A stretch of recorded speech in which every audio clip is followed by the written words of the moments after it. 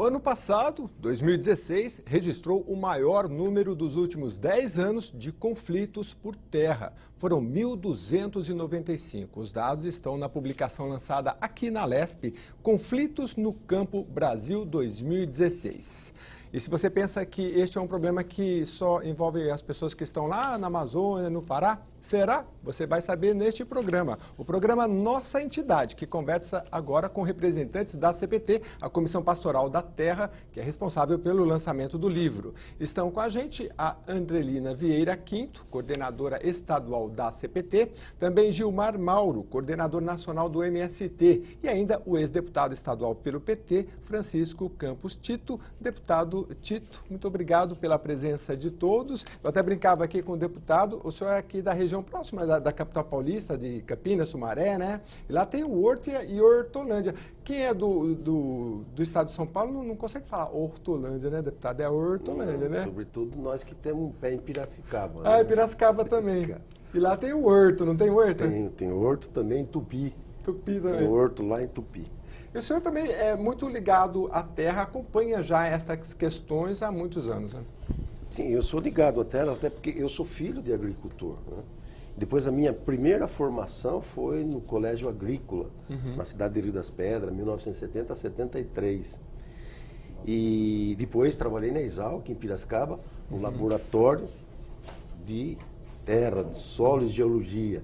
Então eu tenho uma história muito ligada à terra e depois, já no início da década de 80, para cá eu acompanho o movimento dos trabalhadores sem terra na luta pela reforma agrária aqui no estado de São Paulo e no Brasil.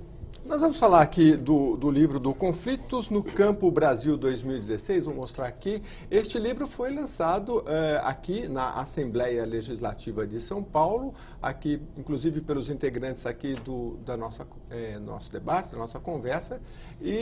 Mas antes de falar do livro, eu queria deixar vocês à vontade, Andrelina, para falar um pouco do objetivo da CPT, né, que a gente sabe que é ligada à CNBB, a Confederação Nacional dos Bispos, mas ela tem hoje uma amplitude muito maior, de nível ecumênico, né? Fala para a gente do objetivo da CN. Então, como você falou, a CNBB, né, já há muitos anos, né? Atrás, a CNBB cria a CPT com a preocupação dos conflitos mesmo, indígenas em especial, né? E depois dessa criação, sentiu-se a necessidade de pesquisar esses conflitos, não só de pesquisar, mas de juntar esses conflitos para que todos saibam, né? Isso lá na década de 1970?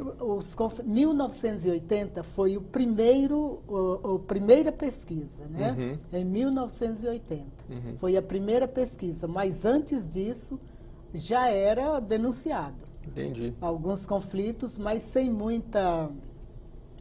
muito critério, né? Eu vou até perguntar aqui para o Gilmar, que é coordenador do MST, não é por acaso que iniciou ali na década de 70, porque foi quando um adensamento, o crescimento populacional também, das pessoas vindo para a cidade, e ao mesmo tempo a questão agrária é uma questão histórica, o senhor pode até nos explicar melhor, mas começa ali um período de que as terras vão ficando cada vez mais caras, no sul, no sudeste, cada vez mais difícil para o pequeno agricultor adquirir, e aí nós temos conflitos que se refletem pelo país todo, né? Explica um pouquinho nesse contexto histórico. Claro.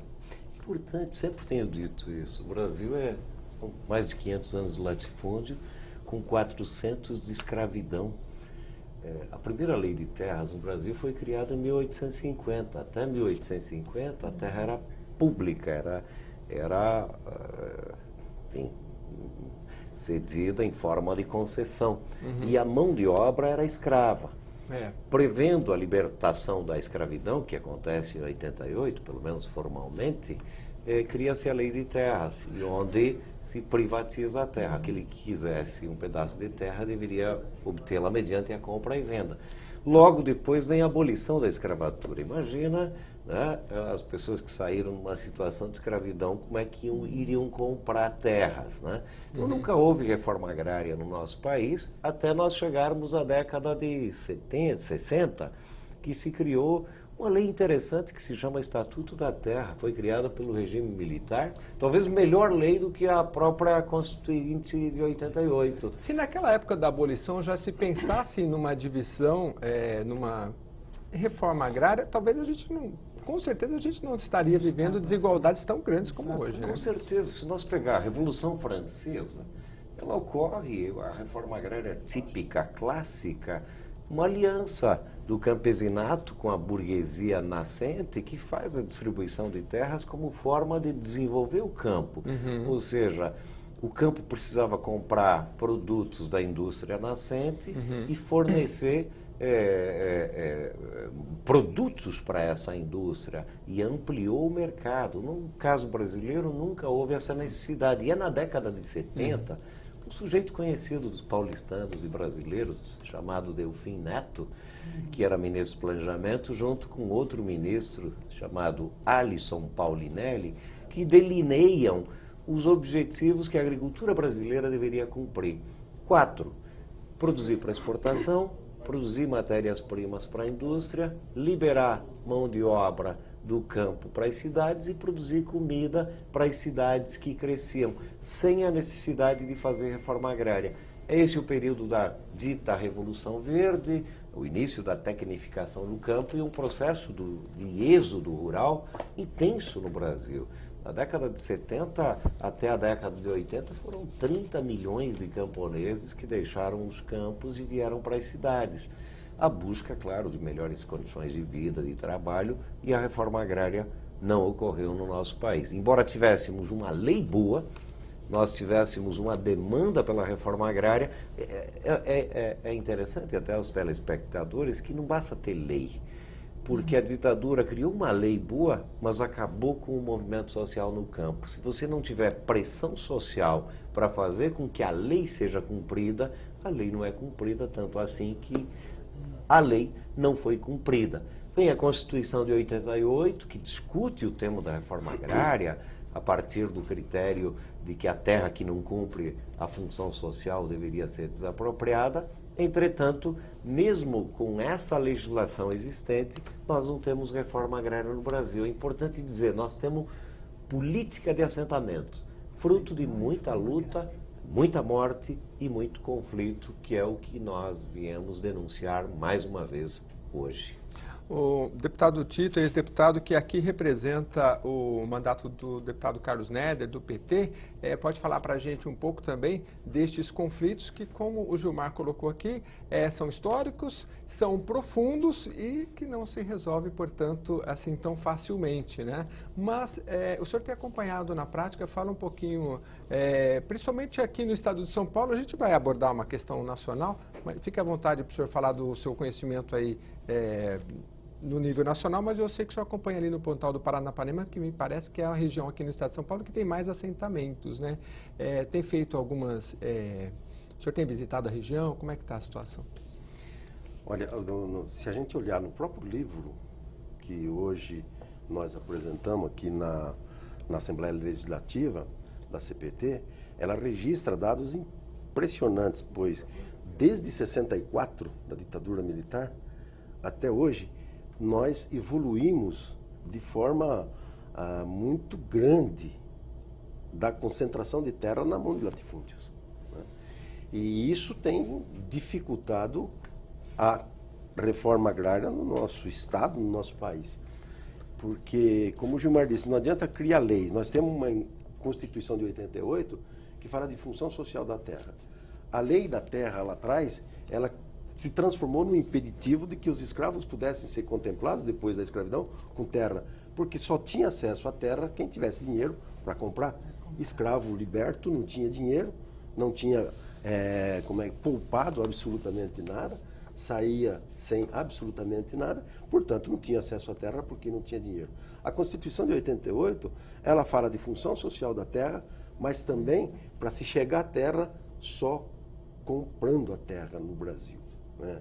Então, isso tem dificultado a posse da terra ou a reforma agrária nessa perspectiva, mesmo criando uma lei aparentemente boa. E com o avançar dos anos fica cada vez mais difícil, deputado? Cada vez mais difícil porque a terra ela vai se concentrando na mão de grandes latifundiários. O Brasil é um escândalo no mundo do ponto de vista da concentração de terra. E isso dificulta. Onde você põe o pé, tem proprietário, né? Tem problemas, tem litígios, questão jurídica da terra é muito complicada nesse país. Nós temos terras devolutas, que o próprio nome diz, terras que deviam ser devolvidas para o Estado, na mão de grandes latifúndios e na mão de multinacionais no Brasil, que é o caso da Cutrale, ali na região de Bauru, né, e que você não consegue avançar porque entra numa disputa judicial e sabe como funciona a justiça nesse país, né? Nós temos no estado de São Paulo hoje alguma coisa em torno de 14 mil famílias vivendo acampadas em beira de estrada, lutando por um pedaço de terra, e isso é importante. A reforma agrária, ela gera emprego, ela produz comida saudável, produz comida sem veneno, protege as nascentes. Num país que é campeão do uso do agrotóxico, né? Campeão do agrotóxico. Então, a reforma agrária, ela é extremamente necessária, e a CPT, criada já em 1975, uma problemática na região do Araguaia, onde Padre Pedro Casaldálica se fazia bispo nessa época, e ele lança uma carta pastoral como um desafio para poder sensibilizar não só a igreja, mas a sociedade com essa questão do conflito da terra naquela região. E a CPT, desde 1975, quando criada, ela vem crescendo no estado todo como uma linha pastoral da CNBB para poder, na solidariedade a essas lutas pela terra, e depois, na década de 80, o movimento MST vem e se organiza no estado de São Paulo e assume essa tarefa de frente na organização dos trabalhadores, para a ocupação de áreas, para poder fazer com que a reforma agrária avance efetivamente, não só no Brasil, não só no estado de São Paulo, mas no Brasil. Mas antes da CPT, desde 75, a CPT vem acompanhando e continua acompanhando. E a partir de 1985, ela começa a lançar os dados que já vem acumulando desde 1980 e começa a publicizar, né, para que a sociedade tome consciência de forma bastante segura, científica, metodológica, e vem acumulando desde 1985 um arsenal aí de dados, de informações, e avaliando o crescimento não só da violência do campo, dos assassinatos, mas, sobretudo, fazendo uma reflexão crítica para também perceber por que a violência no campo, ao invés de diminuir, aumenta, e por que a violência no campo ainda faz tantas vítimas como tem feito nessas últimas décadas. Como nós citamos aqui, 1.295 conflitos. Eu vou até mostrar o livro aqui mais uma vez, acho que aqui pela câmera 1, porque a Andrelina vai explicar para a gente, porque é um livro com 213 páginas, se não me engano, e eu queria falar um pouco da metodologia que vocês utilizaram para chegar a esses números e a abrangência também do estudo, Andrelina. Certo. Esse livro ele é feito com uma pesquisa muito criteriosa, né? Muito séria. E essa pesquisa, aliás, todo o Brasil, né? Ele ajuda nessa pesquisa, todos os estados, né? Então, essa pesquisa vai para o centro lá em Goiânia, né? Centro Nacional de Documentação. Sim. E depois de tudo feito, né, que é uma pesquisa tão criteriosa, científica, como também abrange outras, né, outras metas, a ética tem uma preocupação, né, com a ética da pesquisa, com toda uma vida que vão colocar neste livro, né? Agora, vocês trazem os números aqui que são impressionantes, né? Nós citamos 2016, 1.295 conflitos por terra, o maior nos últimos 10 anos. 10 anos.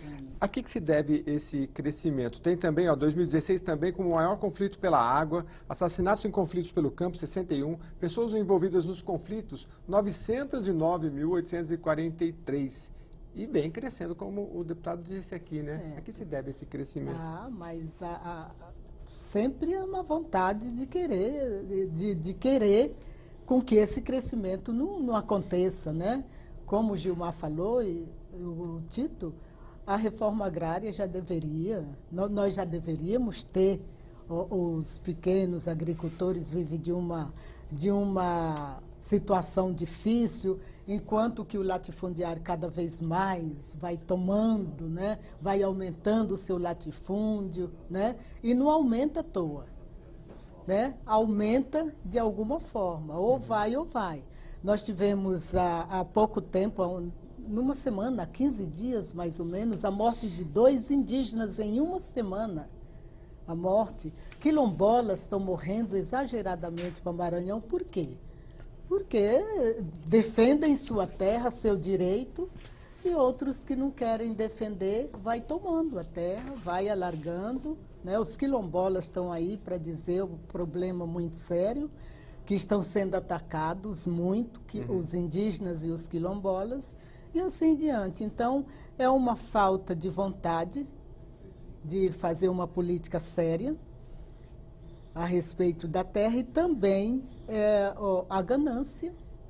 Entendi. A ganância dos grandes latifundiários para que seu latifúndio cresça mais, sua plantação de cana aumente, sua soja aumente e assim diante. Eu queria perguntar, inclusive, para o Gilmar, porque a gente fala aqui destes conflitos, e como é que eles se dão um pouco na prática, se vocês têm acompanhado? Eu me lembro de ter lido, por exemplo, que na Amazônia, desmatamentos de árvores, não sei se ainda ocorre assim, um trator de um lado, um trator do outro, uma corrente, e vai arrastando as árvores, e aquilo depois taca fogo para servir de pasto, né? E o Brasil tem um índice que, comparado aos índices internacionais, de produtividade muito baixo, né? Então tem toda essa questão, né?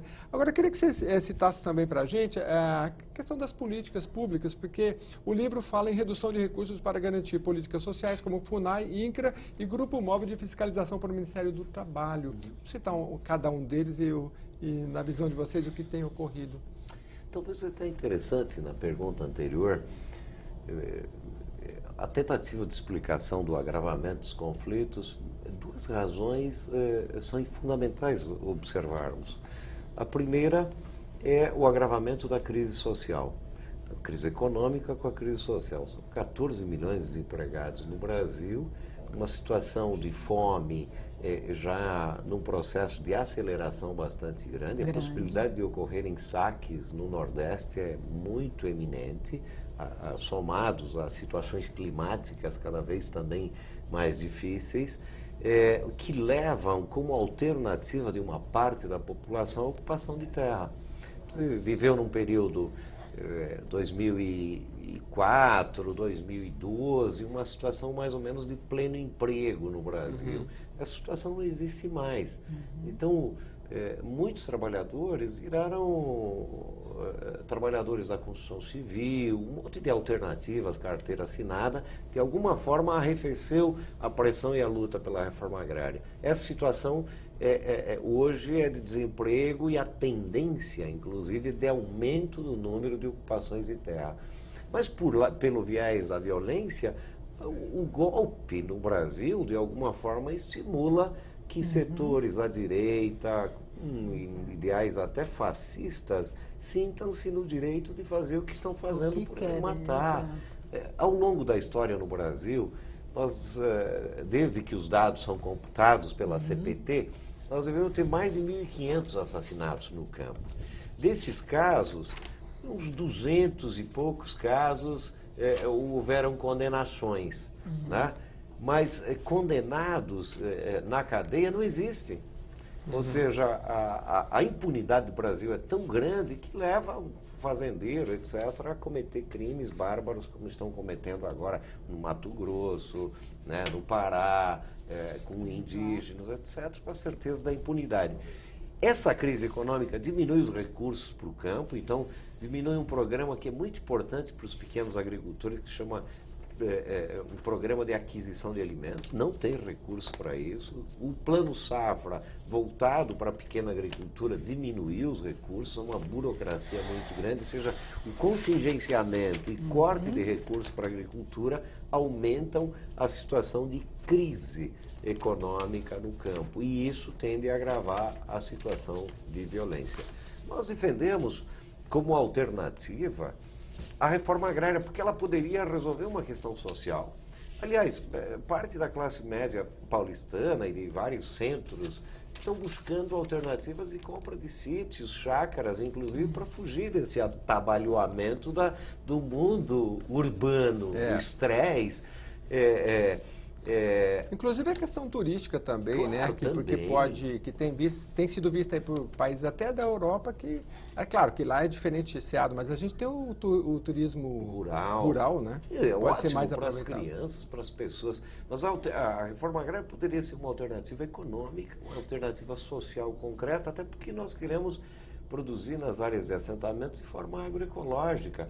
E veja, às É vezes... isso que eu ia lhe perguntar. Hoje, digamos, até moda é que os produtos têm o agrotóxico e tudo, né? E a gente tem esses contrastes, né? O Brasil, país do agronegócio, e inclusive nas épocas de crise é o que sustenta o país, e ao mesmo tempo a gente tem esse filão aí de oportunidades de se produzir com menos agrotóxicos, produtos que a própria população quer. E estes pequenos agricultores, eles têm este potencial, né?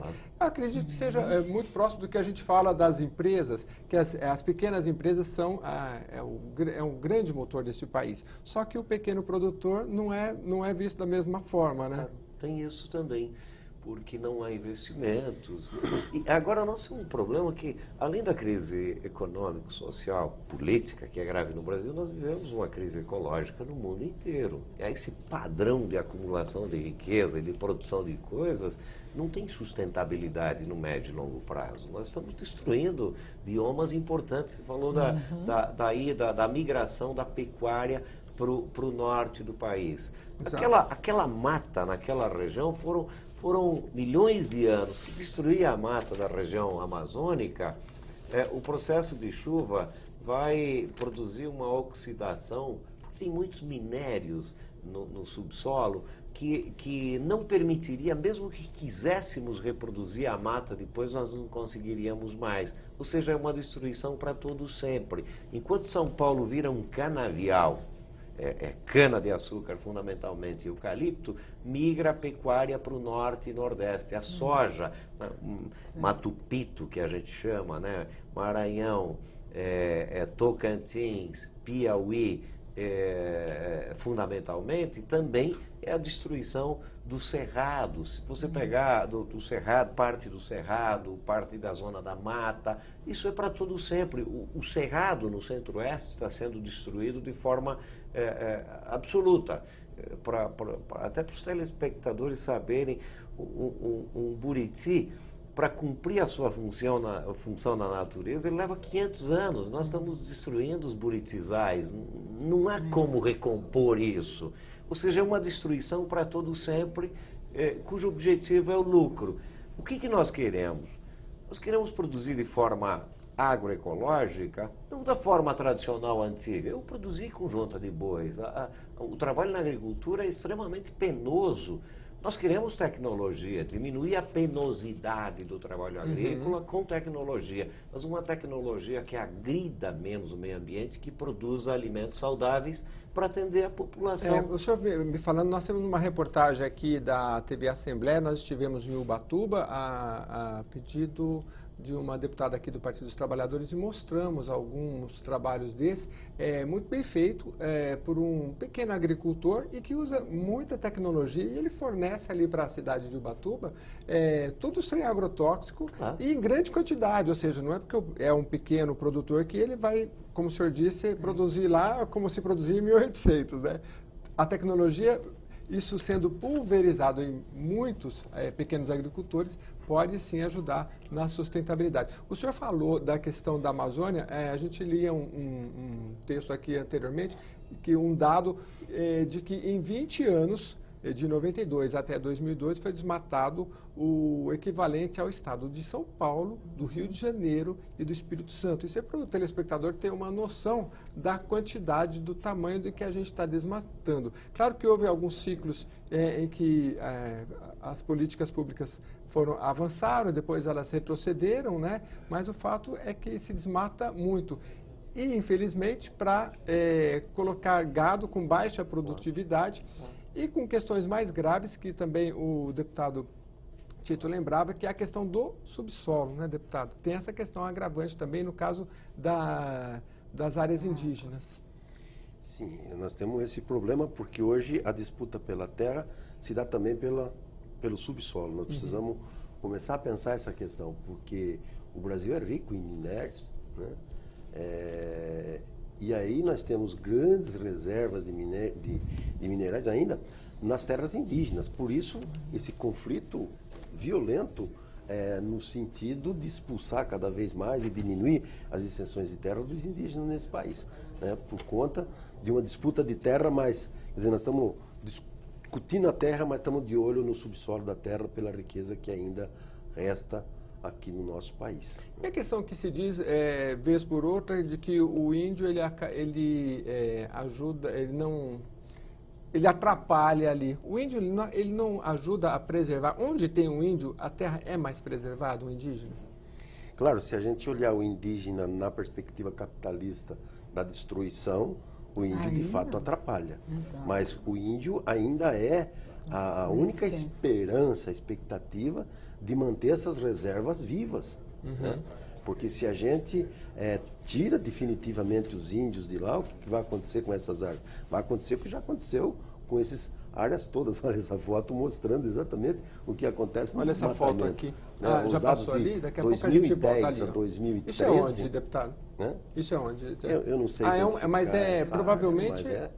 Você falava do correntão aí, exatamente essa área. Mas é uma área totalmente desmatada. O correntão passou, né, e destruiu toda a vegetação dessa área. Parece que era uma... Então, dá a impressão de cerrado. Cerrado, exato. Não, tem uma árvore alta 2010, lá, 2013, eu assustei quando vi esse dado, porque em 3 anos nós desmatamos no Amazonas o equivalente ao estado de São Paulo, do território do estado de São Paulo. E não para, o desmatamento continua dia e noite acontecendo. Nesse final de semana nós tivemos uma romaria da terra lá em Marabá, Paulista, né? E aí andando lá pelo Pontal, passei quase que a semana por lá, você anda quilômetros e quilômetros só no meio de pasto. E quem tem um pouco de história do Pontal do Paranapanema, alguns documentários antigos, a gente vê o quanto aquilo ali tinha de mata, era mata. Né? E foram sendo destruídas, serrarias entraram, devastaram, e me lembro que 85% da terra do Pontal do Paranapanema é terra devoluta, terra do Estado. 85%? 85%. O Pontal do Paranapanema, a gente está falando principalmente da região de Presidente Prudente. Né? Presidente Prudente para baixo, São ali vai até Rosana, municípios. né? Vai até Rosana, que é a última cidade do Estado. E ali é só pasto, desmataram tudo e... Pasto e cana, agora é muita cana. E muita cana está chegando agora. E tem um estudo da USP, inclusive, já apontando como a região mais pobre, onde a cana chega, empobrece a população. Né? Nós tínhamos aqui, na região de Itapeva, essa região para cá, que era a região mais pobre do estado de São Paulo, conhecido como o Vale da Fome. Hoje está se transferindo para o Pontal do Paranapanema. Uma certa compensação seria importante, deputado, por quem exploram essa monocultura, porque ela, por exemplo, locais também que se planta muito eucalipto, a gente sabe que as cidades ficam muito mais ressecadas, ou seja, chega uma indústria... claro, não é ser contra a indústria, mas você tem que ver os impactos. A monocultura, ela acaba também, no caso da cana, como o senhor disse, acaba empobrecendo a cidade. Talvez uma compensação seria importante para as regiões que recebem estas... Claro, essa compensação, inclusive, está prevista em lei, mas não se cumpre. Se planta cana até dentro das represas. Você vê as represas completamente nuas. Que tem que preservar aquela área limite sem aí nenhuma, da margem. A mata, o seu entorno, etc. Né? E não entrou na represa porque não tem cana hidropônica. Porque não tem cana hidropônica. Entraria. Até dentro das represas eles plantam cana. E aí, quando da queimada da cana, ainda em algumas regiões, e pude ver isso na estrada ainda essa semana passada, se queima a cana e se queima a mata que está do lado da cana, se queima aquilo que está na beira da estrada. É um desastre ecológico a situação que a gente vê e observa do ponto de vista do desenvolvimento econômico do agronegócio no estado de São Paulo. A gente vai continuar debatendo esse tema muito importante no lançamento desse livro, Conflitos no Campo Brasil, 2016, aqui com integrantes aqui do MST e também o deputado e também da Comissão Pastoral da Terra. E daqui a pouco a gente vai pontuar um pouquinho destes tópicos aqui, questão da terra, da água e dos conflitos. Não sai daí, a gente volta já.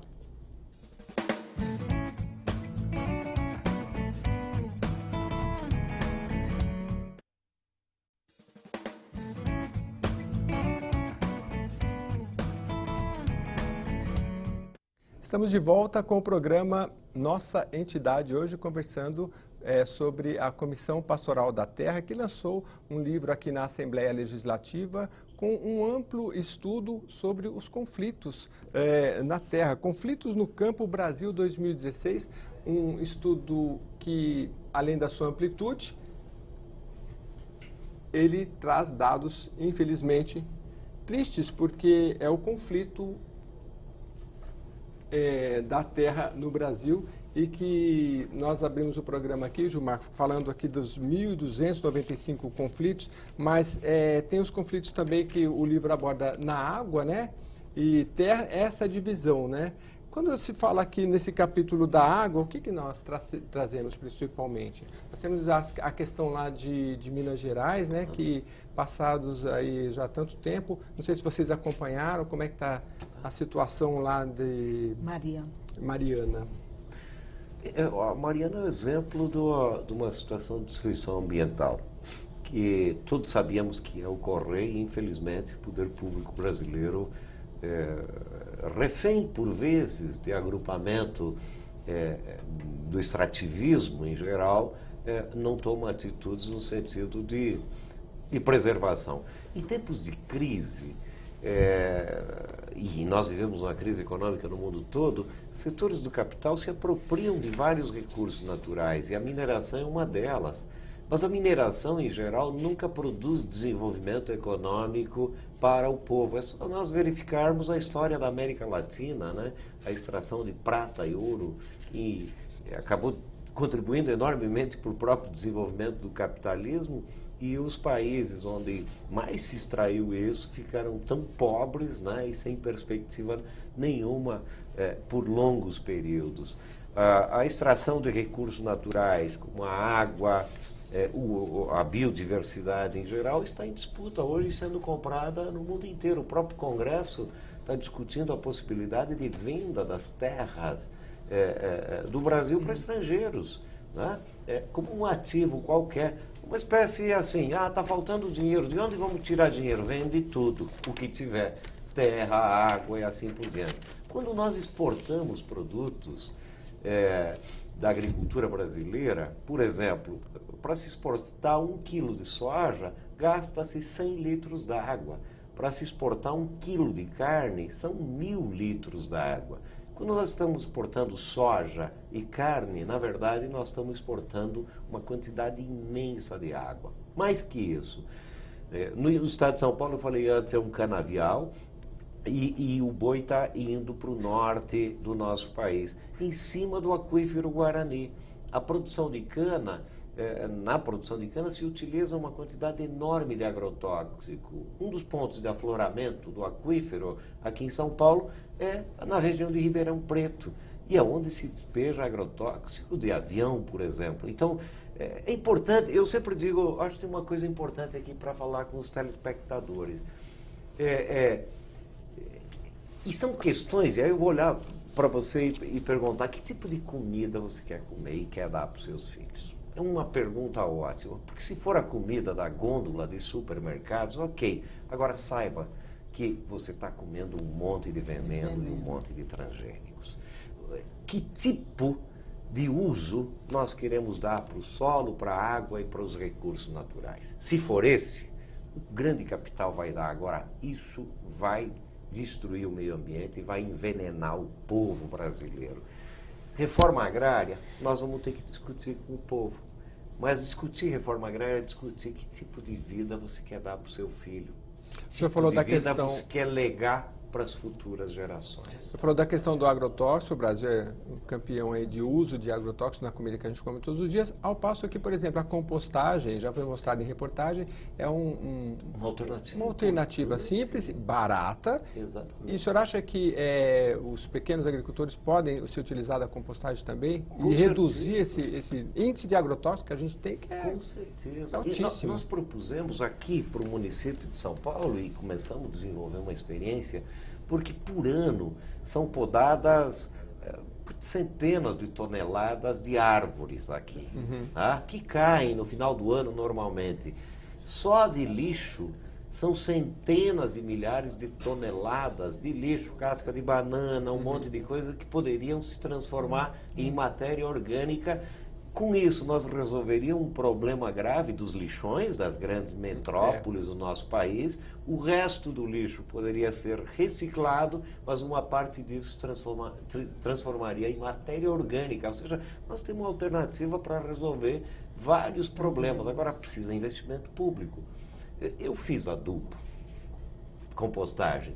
Dá muita mão de obra, é verdade, você tem que tombar ele todo dia. Se nós criássemos a perspectiva de, inclusive, maquinarias para fazer em grande quantidade, em vez do pequeno agricultor e até médios agricultores comprarem adubo químico, que uma parte dos produtos do adubo químico, inclusive, são importados de outros países, dando a alternativa do adubo orgânico, um monte de gente optaria pelo adubo orgânico para não envenenar a terra e não se auto-envenenar. O veneno, além de te prejudicar e gerar câncer, produz outras doenças. A dislexia, por exemplo, está associada ao uso de veneno. O autismo está associado ao uso de veneno porque atinge o sistema nervoso central. Ao passo de algumas famílias, antes de ingerir os alimentos, tem que colocar ali na água com iodo e tal, para tirar um pouco do agrotóxico, para ver se come alguma coisa um pouquinho mais... Mas tirar um pouco, porque não tira na sua tira totalidade. tudo. E ele é cumulativo no organismo. Então, índices de suicídio em muitas regiões do Brasil estão altamente relacionados ao uso de agrotóxico. Porque atinge a depressão é um dos sintomas do uso do agrotóxico e evidentemente que o suicídio é parte da saída para a depressão. Então é preciso esclarecer o povo brasileiro, nós estamos matando as futuras gerações se a gente continuar a usar esse tipo de alimento. Agora, Gilmar, você falou em futuras gerações, deputado também. O Brasil é sempre considerado o celeiro do mundo, a vocação pela agricultura, a maior biodiversidade do mundo a gente tem aqui, ao mesmo tempo em que, como o senhor explicou, né, levando o gado lá para a região norte, nordeste, a questão da Amazônia, perdendo essa biodiversidade, que é uma nossa riqueza, não só alimentar, mas também de pesquisa, né? Porque o senhor falou que esses desmatamentos não têm retorno, né? Então, estamos caminhando olhando para o futuro que o Brasil pode ter, estamos caminhando pela estrada na contramão, então, pelo que o senhor está falando. No Brasil e no mundo, pior é isso. E é importante, não sou o pregador do catastrofismo, é importante a gente dizer isso. Agora, o aquecimento global é uma realidade no mundo inteiro. O aquecimento global significará a destruição de regiões inteiras no mundo. Em nome do quê? Essa é a grande questão, em nome do lucro. Lucro, lucro, lucro. Vende-se coisas... Um exemplo simples, que o povo entende facilmente. Qualquer aparelho eletrônico, você compra, ele tem prazo de validade pré-determinado. Ao invés de você consertar um celular, um aparelho de televisão, uma geladeira, é mais barato você comprar outro. Isso vira lixo e você compra outro. Para produzir um telefone celular, uma geladeira, qualquer coisa, você extrai recursos naturais e você devolve lixo. Ou seja, é uma lógica do consumismo, porque isso reproduz a ordem do capital. Então é preciso discutir com muita profundidade. E discutir principalmente, por exemplo, né, deputado, com os jovens, o deputado acho que vai concordar comigo, porque há 30 anos, por exemplo, o bom produto, a gente falava com o pai da gente, sapato é bom? O que o pai falava? Sapato é bom, ele dura uns 2, 3 anos. Hoje o bom qual que é? É o bonito, seja o celular, qualquer aparelho, o bom é o bonito e é o que está na moda e que vai ser descartado logo. E antigamente o bom produto era aquele que durava muito, seja uma camisa, um telefone, uma televisão, dura muito e não dá problema. Hoje não, o que é bom é o que é rápido, é o mais bonito, que é descartado logo, porque logo vem outro na sequência. Foi uma mudança de mentalidade e de cultura, né, deputado? Só que nós chegamos a níveis que a gente não tem mais onde descartar tanto aparelho eletrônico. Quer dizer, tem reportagens aí que não tem onde enfiar tanto celular, porque cada pessoa já tem 3, numa vida já passou pelo menos com 3 celulares cada um, imagina. A população do Brasil, onde é que a gente vai enfiar tanto lixo, né? Como é que o senhor tem acompanhado, deputado, essas questões todas? Eu queria que o senhor falasse aquela pergunta que eu disse antes sobre as políticas sociais que no livro falam que foram reduzidas, como FUNAI, INCRA e Grupo Móvel de Fiscalização para o Ministério do Trabalho, né? Houve, no entendimento de vocês, houve uma redução no investimento nestes órgãos? Queria até que o senhor explicasse um pouquinho sobre o INCRA e sobre a FUNAI. Mas só pegando um pouco a questão Claro, do consumismo, eu acabei fazendo amizade com os médicos cubanos que vieram trabalhar na minha cidade. Sim. E conversamos, durante esses 3 anos, conversamos muito. E eles ficavam assim, assustados o quanto se come no Brasil. Isso joga fora também. É um consumismo de comida. E ele dizia, grande parte da doença de vocês é porque vocês comem muito. Nós não precisamos comer tanto. E de um outro lado, os que passam fome, né? De um lado se come demais, porque nós somos provocados a consumir e a comer cada vez mais. Né? Como se consome sapato, como se consome eletrônicos e outras coisas. Tito, se me permite, na Idade Média, o povo consumia 800 tipos de produtos. Hoje, 5, 6 tipos padronizaram a alimentação no mundo. 5, 6 tipos de comida. Porque é mais fácil para a indústria ganhar dinheiro. É porque nós saímos um pouco dessa ideia de produzir comida e produzimos coisa que serve para ser comida. Né? E produzimos produto coisas... alimentício em vez de alimento. Exato. E o agronegócio produz muito nessa linha do consumo, da exportação. Nós chamamos de produzir comida, estamos produzindo coisa para se enriquecer e contaminar as pessoas, inclusive, com aquilo que se coloca na comida para que ela possa ser produzida em grande escala e com um custo menor. Eu já vi reportagem, por exemplo, dizendo que a melhor alimentação do mundo é a brasileira, porque é o arroz, o feijão, a saladinha e um bifinho, né? A gente vê aí o pessoal que vai para países como os Estados Unidos que fala, puxa vida, até para economizar, passei 1 mês de férias lá comendo fast food porque é mais barato, mas né, me empanturrei de hambúrguer e de pão, né? E a gente está perdendo aquilo que é o mais essencial, porque a gente sabe que, né, inclusive nas escolas, muitas vezes a molecada prefere um salgadinho, uma coisinha pronta, a uma fruta, uma maçãzinha, uma laranja, não é verdade? É aterrorizante. A molecada se enfia no salgadinho, nas bolachinhas prontas, e aí, né? E comer está dentro de um processo de educação, de aprendizagem. Né? Uhum. Então, se a gente não aprende a comer a comida saudável lá na escola, nós vamos se intoxicando dessas porcarias. Mas é um processo também da urbanização, né? Porque quem conheceu um pouquinho do campo, conhece um pouquinho mais do processo. A gente tem criança que acha que o leite veio da onde, né? Se perguntar.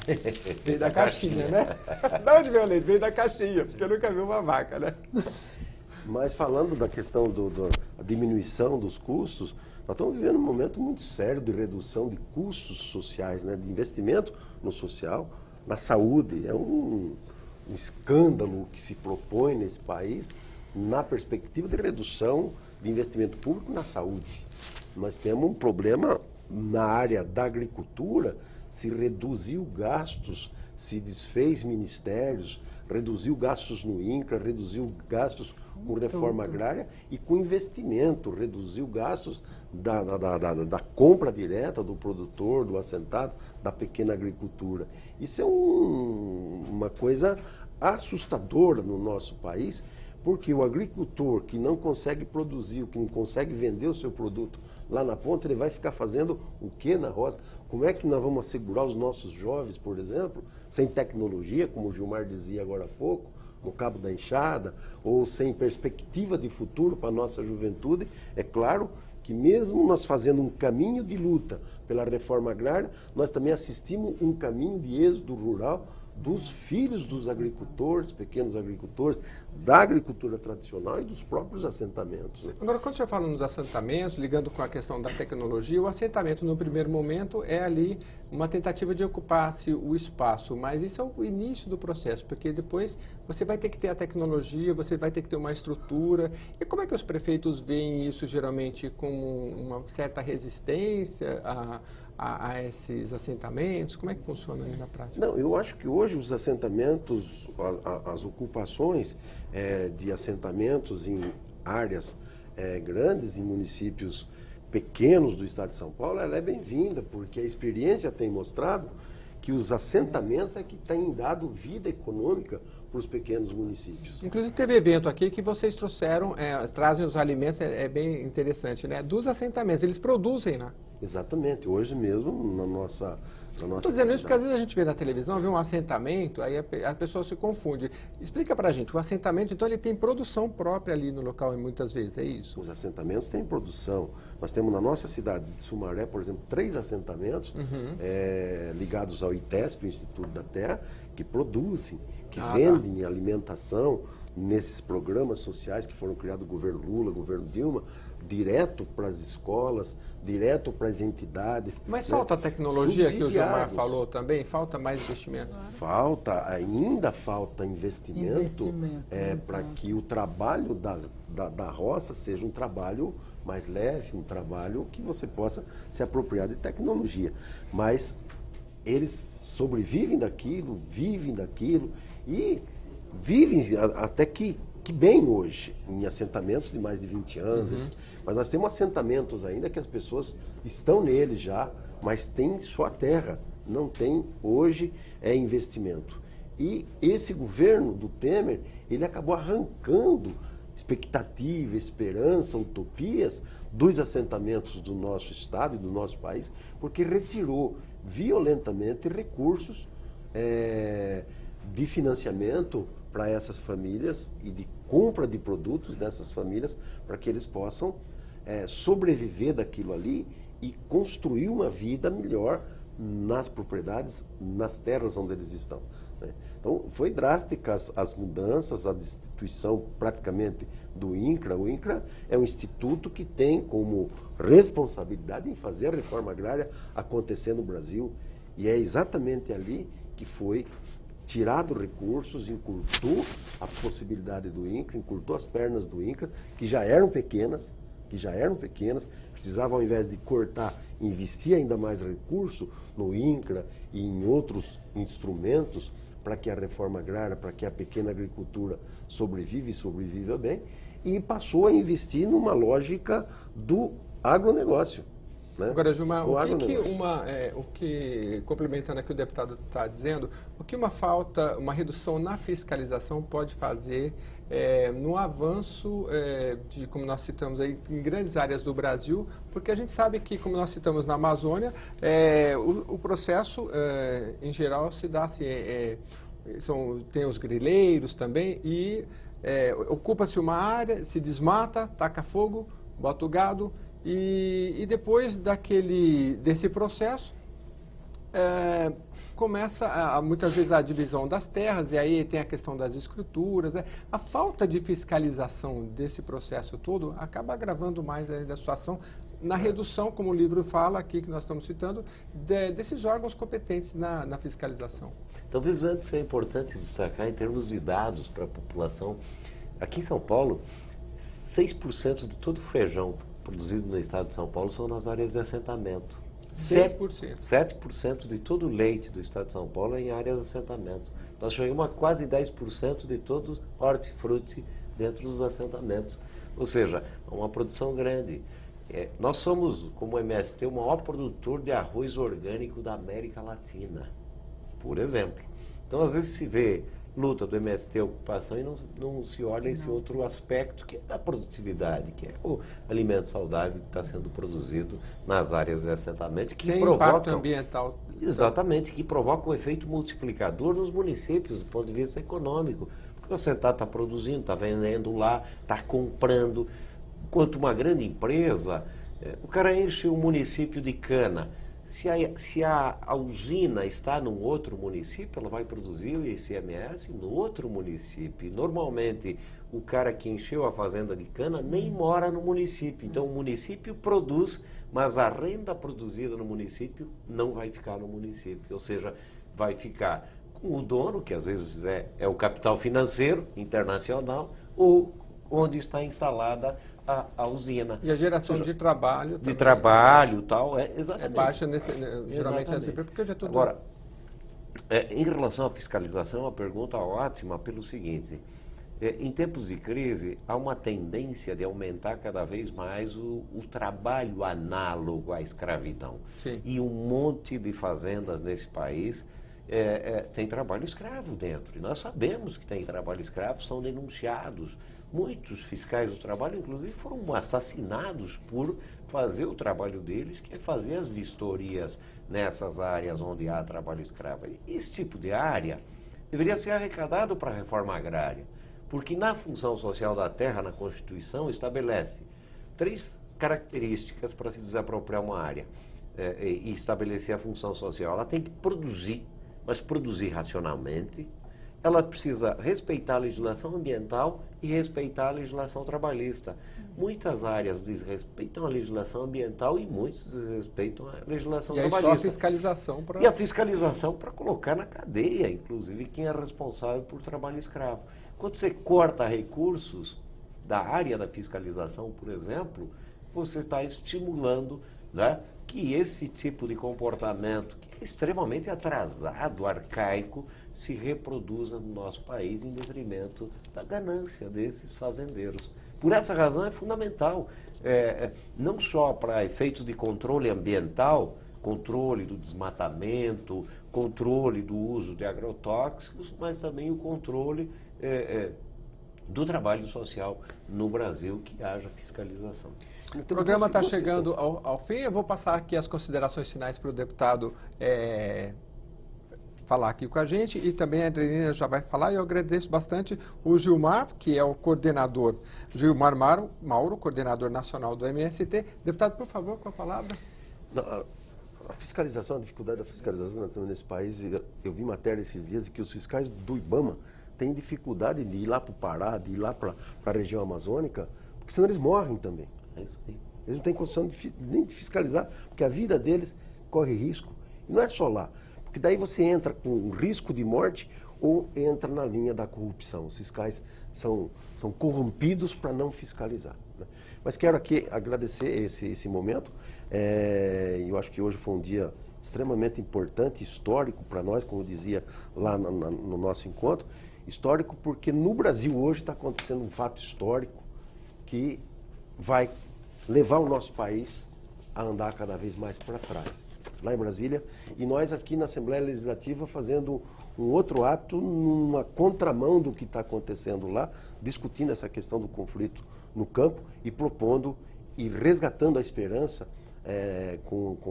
nessa parceria de hoje aqui com a CPT, MST e o mandato do deputado Carlos Neto, para a gente discutir esperança e perspectiva de futuro para essa questão da terra no nosso país. Muito obrigado. Eu vou pedir para a Andrelina aqui, que é a coordenadora da CPT. Vou mostrar, enquanto você fala aqui um pouquinho do livro, e a gente colocar as suas palavras finais, por favor, e a gente colocar aí o site para quem quiser adquirir o livro.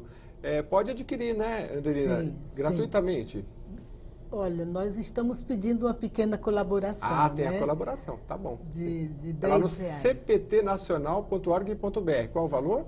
R$10. R$10. Olha, pela amplitude do livro, é muito bom. Tem um estudo muito interessante, inclusive para o pessoal do universo acadêmico que gosta de discutir, tem números muito importantes. Bom, agradeço a participação de todos, estão sempre convidados a retornar aqui no programa, e até a próxima oportunidade.